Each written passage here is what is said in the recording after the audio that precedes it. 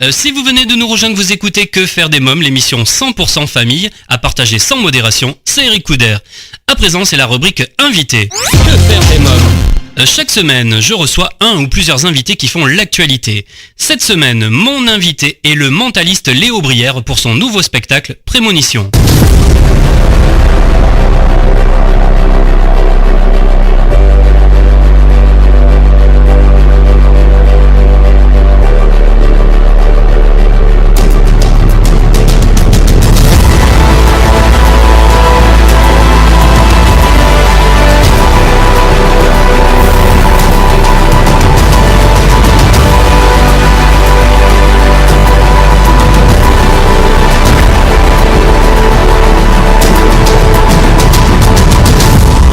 Et si nous pouvions remonter le temps ?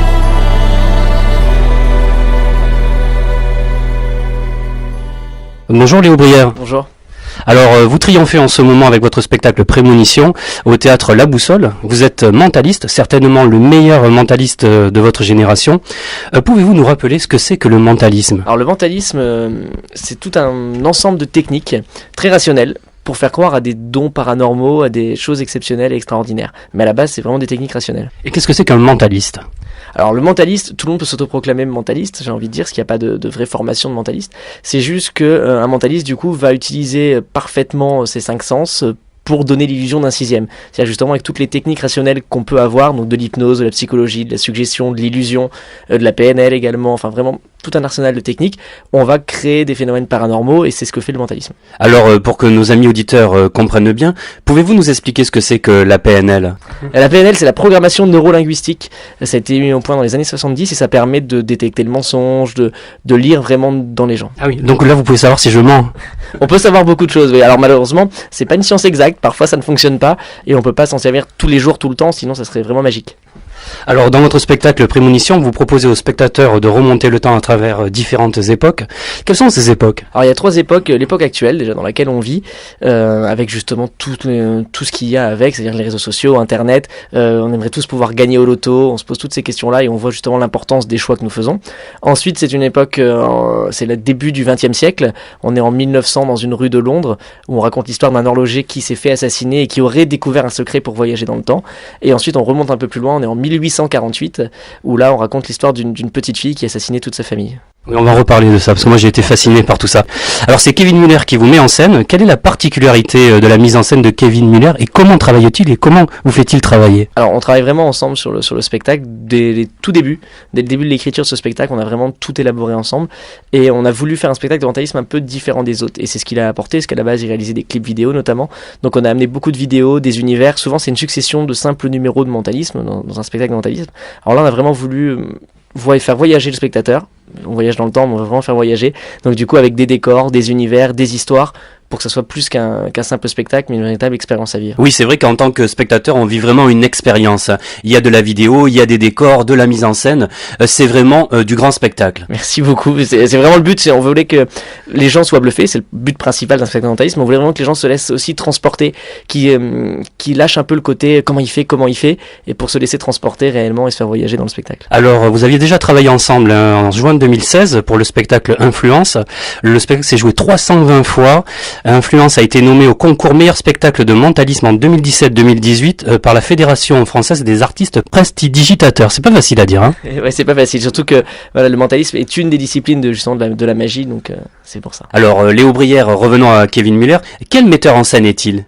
Comment on peut dire ? Comment on travaille ensemble dès le départ ? Alors forcément, il y a toujours des clashs et tout quand on travaille sur une mise en scène, parce qu'on a parfois des idées différentes, mais c'est aussi ce qui fait avancer et ce qui permet de donner le résultat vraiment du spectacle. Il est exigeant ? Oui, mais après j'ai un sale caractère aussi.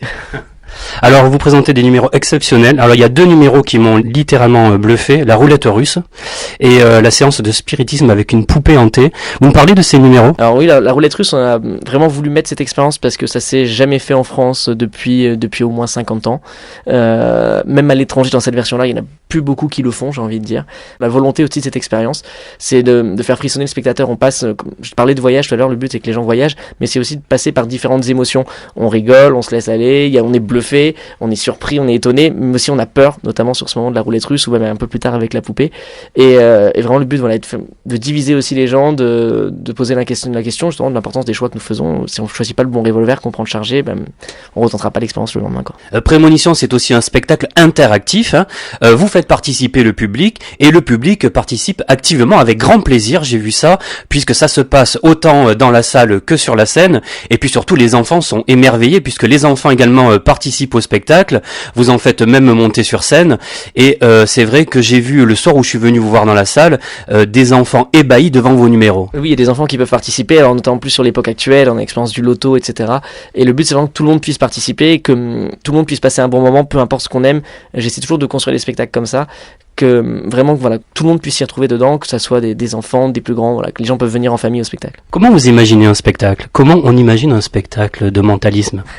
Alors, c'est plein de petites idées qui viennent au fur et à mesure, plein de petites idées qui viennent, voilà, on voit des choses, on dit ça pourrait être pas mal de faire un effet là-dessus, et puis après on découvre des histoires aussi, on se dit cette histoire peut être intéressante, et alors qu'est-ce qu'on peut faire avec cette histoire? Donc c'est vraiment un travail sur le long terme, on n'est pas que tous les deux, j'ai aussi des co-auteurs qui travaillent avec nous là-dessus, et donc du coup voilà, c'est vraiment pratiquement un an d'élaboration de ce spectacle. Oui, effectivement, il y a toute une équipe derrière vous. J'aime bien les citer. Tiens, on va les citer. À la collaboration artistique, il y a Maxine Schutz et Sylvain Vip. Les costumes sont de Lucille Lédier. Les vidéos de Ulysse Thévenant et Kevin Muller. La lumière de Guillaume Janon. Les décors d'Aurélie Hafner. Et la musique originale de Rémi Cotel. Hein. Oui, c'est ça. On est à peu près une dizaine à avoir conçu ce spectacle. Que ça soit aussi des musiques composées spécialement pour le spectacle, les créations des vidéos, des décors, des costumes.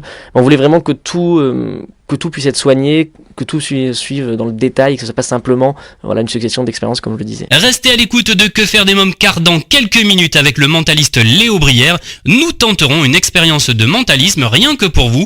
Mais pour l'instant, je vous propose de faire une courte pause. À tout de suite. Que faire des mômes? De retour pour la suite de Que faire des mômes, votre émission 100% famille, c'est Eric Couder. Savez-vous que vous pouvez écouter ou réécouter toutes les émissions en podcast sur quefairedesmômes.fr et sur de nombreuses plateformes comme iTunes, Google Play ou encore Spotify. Léo Brière, le mentaliste considéré comme le meilleur mentaliste de sa génération, est mon invité. Ensemble, nous parlons de son nouveau spectacle Prémonition. Je vous propose d'écouter la suite de notre entretien. Léo Brière, quel est le numéro que vous avez le plus de plaisir à interpréter sur scène? J'ai envie de dire, alors pas la roulette russe bien sûr, mais ce qui suit de la roulette russe, c'est toute l'histoire d'un spectateur qui va voyager dans le temps pour empêcher un assassinat qui a lieu en 1900. Moi, c'est vraiment ce que je préfère parce que je fais vivre une expérience sur scène assez unique pour la personne qui le vit et c'est ce que je trouve intéressant. Dans Prémonition, quel est le numéro le plus difficile à faire? Le plus difficile, j'ai le numéro de spiritisme avec la poupée hantée justement, parce qu'il y a un côté où en spiritisme, on sait pas totalement ce qu'on fait, on part comme ça dans l'inconnu avec le spectateur sans savoir comment le spectateur va réagir aussi. Donc c'est vraiment ça qui est un peu plus compliqué. Alors Léo Brière, vous avez 7 ans lorsque vous découvrez la magie et 15 lorsque vous commencez à vous intéresser au mentalisme. Qu'est-ce qui vous a séduit dans cette discipline, le mentalisme? Alors quand j'ai vu des effets de mentalisme, j'ai été bluffé alors que je faisais de la magie depuis un moment. Et la magie et toutes les techniques de la magie ne me permettaient pas d'expliquer tout ce que j'avais pu voir en mentalisme. Donc j'ai trouvé ça beaucoup plus intéressant et je me suis dit le mentalisme, ça touche personnellement les gens. C'est-à-dire qu'un effet de magie, on trouve ça fort, il y a quelqu'un qui disparaît, quelqu'un qui apparaît, une lévitation, c'est très beau. Mais aujourd'hui, on sait directement et on se dit il y a un truc, etc. Alors qu'en mentalisme, on ne sait pas encore comment ça se passe. Et donc en mentalisme, au lieu de simplement faire apparaître quelque chose, on va révéler un souvenir sur une personne que personne d'autre ne pouvait connaître à part elle. Et à partir de ce moment-là, ça devient beaucoup plus fort pour les gens qui le vivent. Et du coup, il y a un côté, on ne sait pas ce qu'on a vu. On se dit, est-ce que c'est un médium? Est-ce que c'est un voyant? Est-ce que c'est juste un illusionniste? Est-ce qu'il y a des dons? Il y a de l'hypnose? Enfin, c'est tout un mélange et c'est ce qui fait qu'on perd beaucoup plus les spectateurs. Est-ce qu'on pourrait faire une expérience là? Si, on peut tenter quelque chose très rapidement. On va prendre le livre qui est ici. Je vous le confie. Ouais. Je vous laisse déjà le feuilleter un peu, vérifier que les pages sont différentes, que les mots sont différents. Bon, sinon, ça n'a aucun intérêt, ce qu'on va essayer de faire. Ouais, c'est bon, tout est normal. Je vais tourner un peu la tête justement pour pas regarder, mais vous l'ouvrez où vous voulez, n'importe quelle page, voilà. Et vous allez choisir un mot sur cette page, mais choisissez un mot assez long, assez compliqué, pas un verbe, parce qu'avec toutes les conjugaisons, ça va être un peu compliqué, mais un mot, je sais pas, 3, 4, 5 syllabes, un mot long, n'importe où sur la page, sauf un verbe. Vous en avez en tête? Ça y est. Fermez le livre. Oui. Ok, comme ça j'ai aucun moyen de le connaître. Et pensez déjà à la première lettre, et uniquement la première lettre. Vous l'avez en tête? Oui. Essayez de vous la répéter en boucle. Ok. D'accord. Juste en boucle, essayez de vous la répéter. Ça y est, je le fais. Ok. Je vais tenter un truc, j'ai un gros doute. Je vais essayer du premier coup. Alors là, c'est rare quand je l'ai du premier coup, mais c'est quoi la première lettre? Un B. Un B? Oui. Ah, j'avais un C. Bon, on était proche. Un B. Ok, on était très proche. Un B. Pensez à la deuxième. Essayez de vous la répéter en boucle. Oui. Un R? Oui. Ok, un R. Ce que je vous demandais maintenant va vous paraître très bizarre, c'est que je vous demandais de crier votre mot, mais dans votre esprit, uniquement dans votre esprit. Vous êtes prêts? Je suis prêt. Criez-le maintenant. Je le crie. Je sais que c'est bizarre à faire, hein. On n'a pas l'habitude, mais je dirais que c'est un mot, ouais, c'est un mot en 2, 3, 4 syllabes à peu près.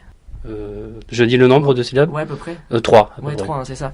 J'ai un doute parce que essayez de mélanger les lettres dans votre esprit, de mélanger toutes les lettres. Et Oui. ok, j'ai vu passer un S à un moment. J'ai même vu passer deux. Il y a 2 S à la suite? Oui, c'est fabuleux. Ouais, il y a bien 2 S. Ok. Oui. Essayez maintenant d'imaginer que ce mot est écrit entre nous, lettre par lettre. Oui. Ok, bon, je vais essayer du premier coup. C'est pas un mot commun en plus. Enfin, c'est pas un mot qu'on emploie tous les jours. Tac, on va essayer ça. Ok. On est d'accord, vous avez ouvert le livre n'importe où, vous avez choisi N'importe où. n'importe quel mot. Je peux pas le connaître, on n'a rien préparé ensemble, du tout. voilà, on n'est pas complices. Du tout. Dites-nous ce mot. Bruissement. Bruissement. Ouais. C'est exactement ce que je venais d'écrire, bruissement. Exceptionnel. Bravo.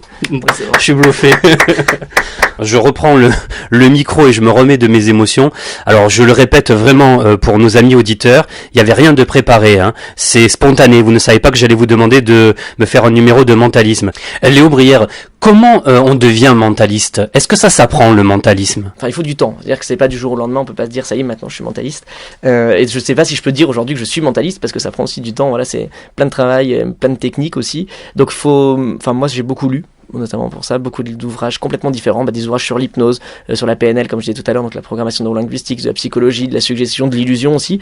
Et après c'est beaucoup de pratique, c'est-à-dire qu'il y a des choses qui ne fonctionnent pas à tous les coups. Là dans l'expérience qu'on vient de tenter, au départ je n'avais pas la première lettre, hein, je me suis trompé d'une lettre au départ, parce que voilà, c'est pas une science exacte et c'est à force de pratique qu'on arrive à avoir 99% de réussite. Quel conseil vous donneriez aux parents qui nous écoutent et dont leurs enfants souhaiteraient suivre votre chemin, devenir mentaliste? Si les enfants ont des rêves comme être mentaliste, etc., moi j'ai toujours eu la chance de pouvoir réaliser mes rêves, qui les laissent réaliser leurs rêves et qui les laissent essayer en tout cas, parce que ça peut payer. Et aux enfants alors maintenant? Et aux enfants, pareil, je veux dire, vraiment de croire toujours en ses rêves.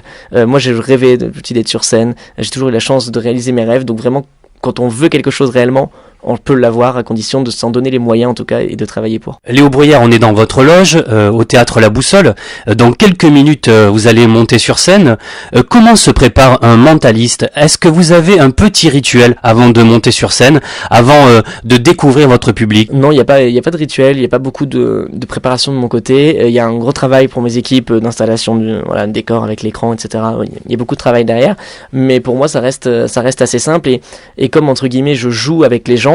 Tant que j'ai pas le public en face de moi, je peux pas trop préparer les expériences. Léo Brière, je vous laisse le mot de la fin. Peut-être exercer votre pouvoir de mentaliste sur nos amis auditeurs de Que faire des mômes pour les inciter à venir en famille, vous voir au théâtre La Boussole et vous applaudir dans ce spectacle Prémonition. Voilà, on va essayer de les influencer mentalement pour remplir ce théâtre La Boussole. Merci Léo Brière, merci beaucoup. Merci à vous. Prémonition, le nouveau spectacle de Léo Brière à voir en famille au théâtre La Boussole, du mercredi au samedi à 19h30. C'est l'un des meilleurs spectacles de mentalisme que j'ai vu et je vous le recommande vivement.